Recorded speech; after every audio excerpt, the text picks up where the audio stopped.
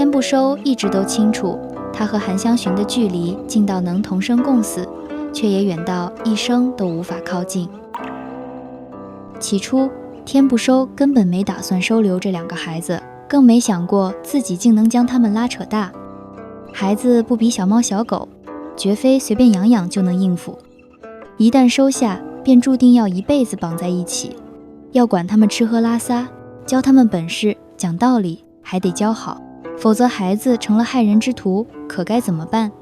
但那个小男孩脸烂得不成样子，一直在哭，女孩也抓着他的衣角不放，眼睛水汪汪地看他。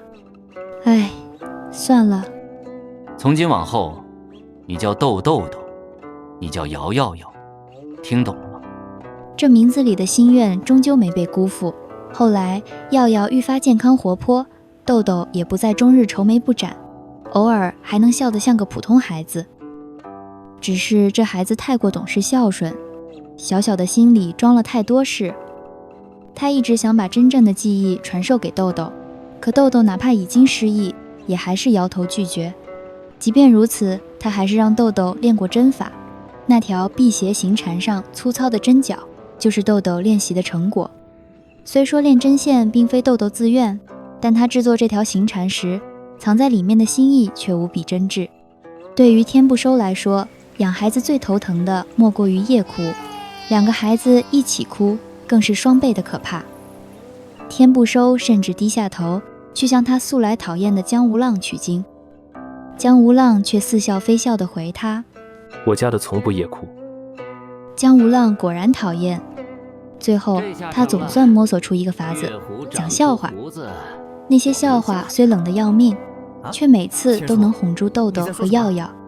对此，天不收很是得意，而孩子们总会在他得意之时互相对视一眼，再默契地哈哈大笑起来。作为活人医馆的坐馆大夫，天不收却总是不见人影，医馆的记录册也是奇奇怪怪。下雨不开，昨天没开，所以今天也不开，昨天开了，今天就不开。天不收不以为耻，反以为荣，还说这样的记录他有10几本。从前的借口大多是豆豆病了，耀耀病了，豆豆哭了。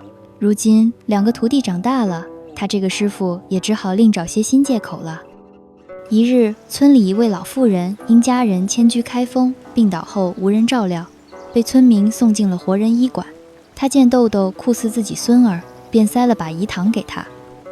豆豆自此日日去陪老妇人聊天解闷，还对耀耀说老妇人或许是自己失散的家人。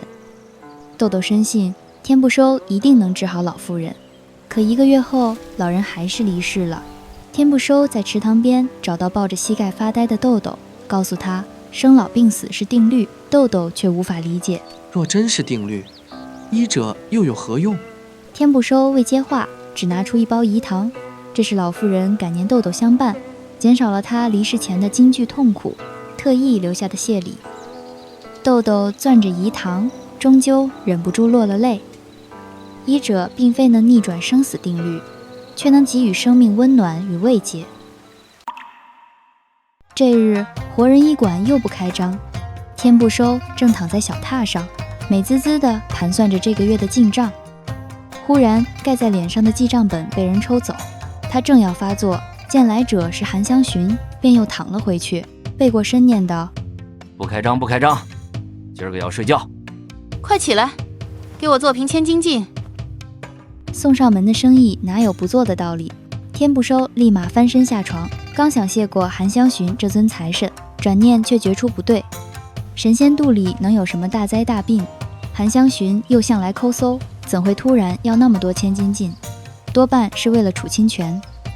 他歇了打趣的心思，慢吞吞挪到桌前制药，手上忙活，嘴上却没停。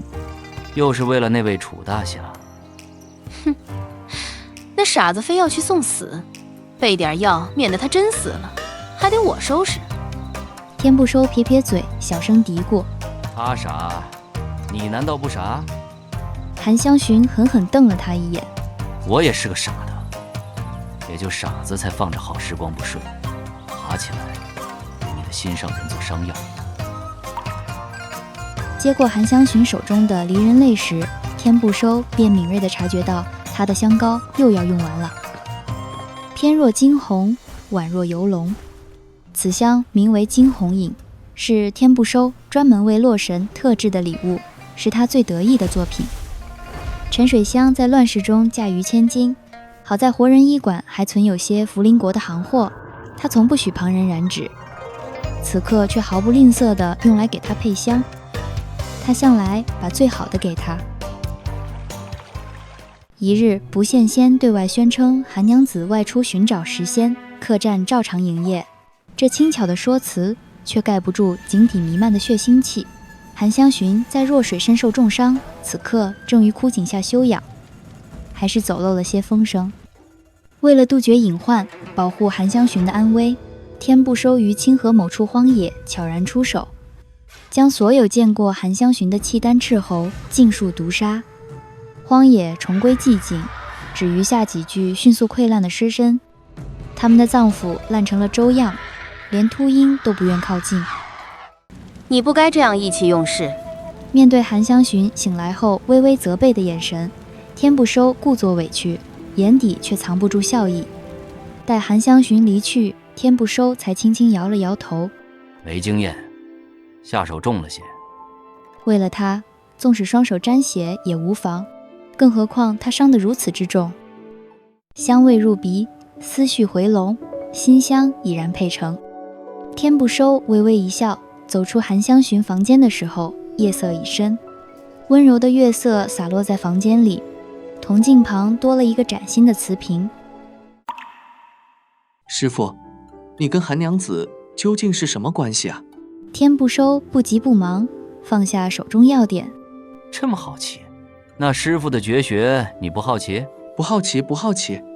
豆豆头一缩，手里的药杵倒得飞快，心里嘀咕：不成亲，师傅老了就得跟我住，成了孤寡老人多可怜。他这小声嘟囔格外响亮，姚耀耀也低头偷偷做了个鬼脸。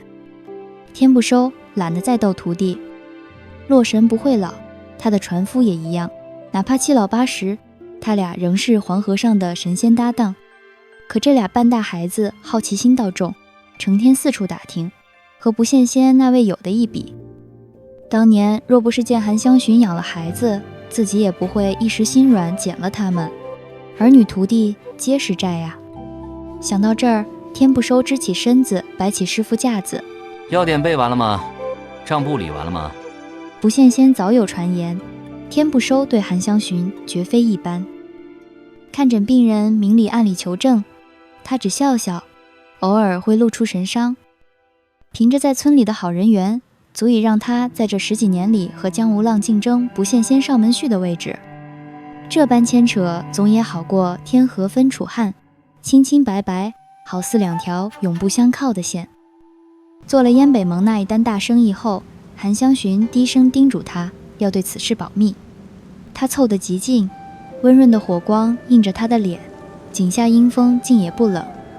他含笑应下，对那笔摆渡钱毫不在意，反倒津津有味看完他与楚清泉闹掰的全程。愚蠢，可他心底有隐秘的快乐。他们间的秘密越多，仿佛就越亲密无间。他只信他，他知道他不为人知的一面比任何人都多，包括楚清泉。